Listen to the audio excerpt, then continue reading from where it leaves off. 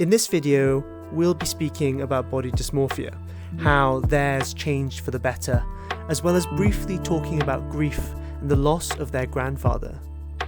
Despite the heavy topics, they maintain a candid, stoic attitude throughout. And it's a good example of how not all terrible experiences have to be experienced terribly. If you liked the video or would like to see more of this kind of content, drop a like and subscribe. And if you think your story could help others, contact me below. Thanks. Yeah, it was definitely a disorder because every time I'd look at myself in the mirror, I viewed myself as sort of like larger than I actually was. Ended up being like really skinny, like sort of verging on anorexia. Because like during high school or something, I was like 12 and I'd made all these friends and stuff. You know, I had a pretty good time in like the first year of high school and stuff. And then the second year as well, I still had these friends but started drifting off. And then I ended up breaking my leg when I was 14, like fully shattering the kneecap skating. So that I was in hospital for a while of that, and I ended up gaining quite a lot of weight because, you know, there was like nothing to do. So I ended up just eating a lot and couldn't exercise because I couldn't walk for a while. So when I went back to school, I was pretty chubby, pretty fat. You know, I think that made me sort of an easy target for everyone else. Quite a lot of so-called friends decided to turn on me because, you know, at like school's like, you know, very like pack-based mentality. You know, if one person's doing it, everyone else does it.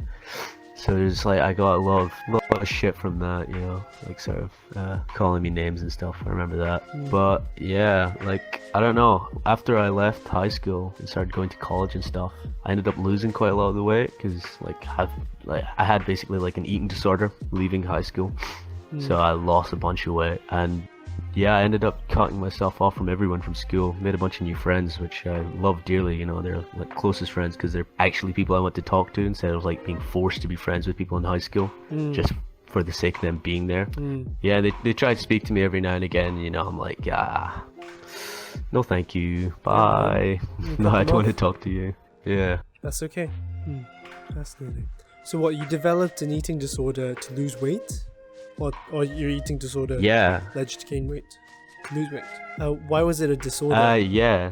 Well, it's just the thing was like when I was like about like 17, 18, I started like getting this like sort of thought where like just like not eating because I just hated the way I looked. So I would go like days without eating, and I'd lost all this weight. And yeah, it was definitely a disorder because every time I'd look at myself in the mirror, I viewed myself as sort of like larger than I actually was. Ended up being like really skinny, like sort of verging on anorexia. But then I met like my like first long-term girlfriend, and she helped me out with that, and I ended up getting over it pretty quickly, and I have her to thank. Unfortunately, we did break up, but you know, as you know, life goes on. Whatever, I won't hang myself up about that. What did you weigh at your greatest weight? What was your lowest weight? What do you weigh now? My greatest weight at the time was something like, I think it was like when I was 15. I wasn't that tall, like maybe like 5'6", 5'7", something like that. Ended up weighing like, I think it was above 90 kilograms. I can't remember. And when I was 18, I was like 5'9", and I weighed 54 kilograms. That was my latest weight. I ended up weighing 54 kilograms as like an 18-year-old, the average height. It's definitely not a healthy weight. Right now, I think I weigh something between like 75 to 80 or something. Have not checked in a while, but I'm pretty comfortable with my current body proportions right now, so I'm not too bothered about that. So you said your girlfriend was incredibly important in that transition. What was it about her that was important? Sort of having this sort of like you know, this emotional pillar next to me that would be, you know, she'd ask me every day if, you know, if I'd eaten or something, or if I'd drank enough water, you know, like sort of like little things. Eventually, you know, like I started to like take heed to that, you know, ate more, ate healthier, drank more water, became much fitter than I was before. And yeah, she definitely helped me out. You know, it's the little things, you know, when someone asks you if you're okay every now and again, you know. Yeah, some people say like eating disorder is about control over one's life. What do you think about that? Yeah, I think it's definitely something to do with that, because well, for me, I had this like sort of like definite urge to always want to be in control of how I looked and like how I responded to others, how I spoke to others, stuff like that. I always wanted to be in control, and I eventually learned to sort of let that go and just, I don't know, be free, I guess. Again, like anything that helps you be more free?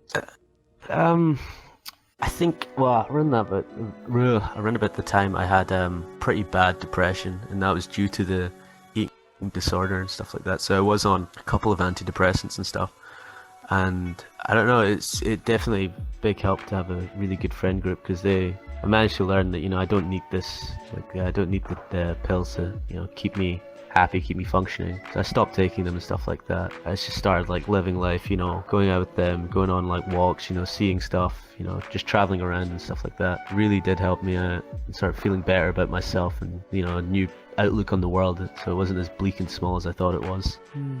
Yeah, it's crazy to think that all of the experiences that we have had individually are actually such a small, I might butcher the word, but a small compendium of the total number of experiences that a person can ever experience. And so yeah, I get that. If your entire life has been really shit, it could be that from this point on your entire life just gets significantly better. Yeah, I definitely think so. I really think if you think that your life is awful where you're at now, the only way is up from there. You can't just like sit around and wait for stuff to happen. I made that mistake and it got me nowhere. It's good to it's definitely a big help to have people around you that will help you. But the change starts from within. What do you miss the most about the before 4 times?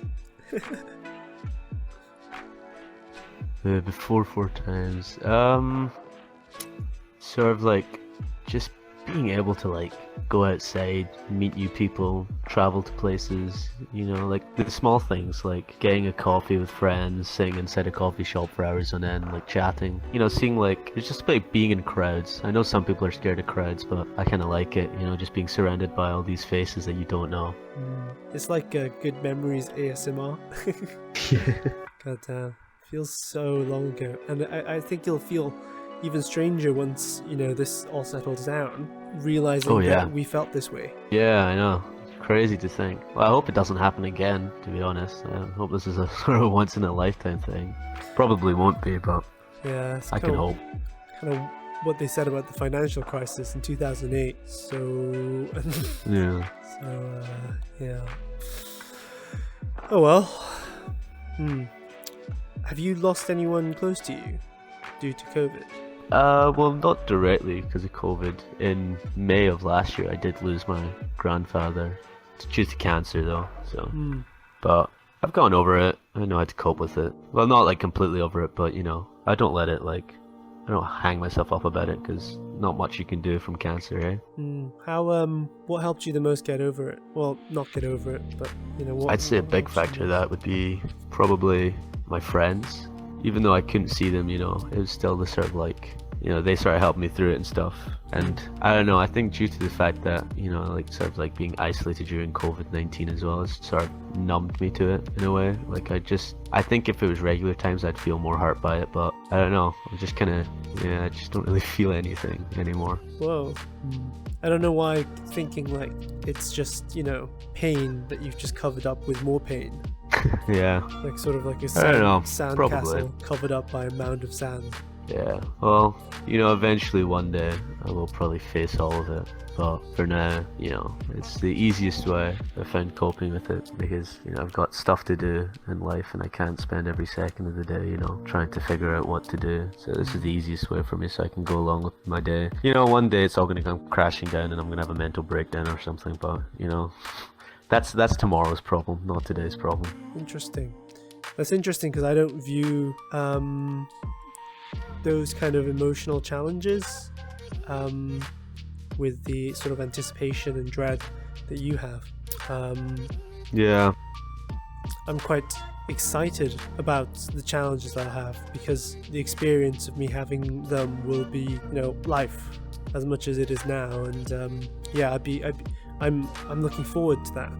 I get that, I don't know, just sort of like a very dull life has led to me just being, I don't know, I guess bored. Nothing really interests me, so in a way I've sort of lost empathy or something. During like childhood, getting bullied and stuff like that, sort of shut me off from the world. I learned how to cope. So I've kind of lost the feeling of empathy towards my fellow man, if that makes sense. You know, I'm sorry to hear that. I don't really care if someone dies across the world, which is awful to think about. I guess that's just like, it's the way I feel. Do you feel you could change that? Yeah, probably. I feel like the time of change is probably going to come soon, whether I like it or not. Perhaps in this year, maybe next. I'll probably end up encountering a massive issue, will be life changing.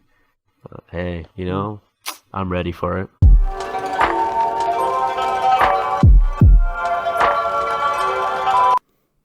Thanks for watching, guys.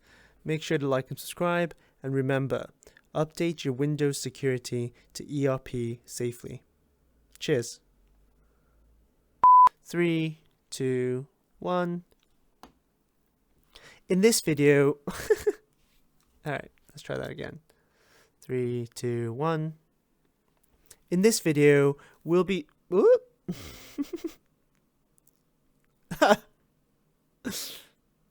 Okay.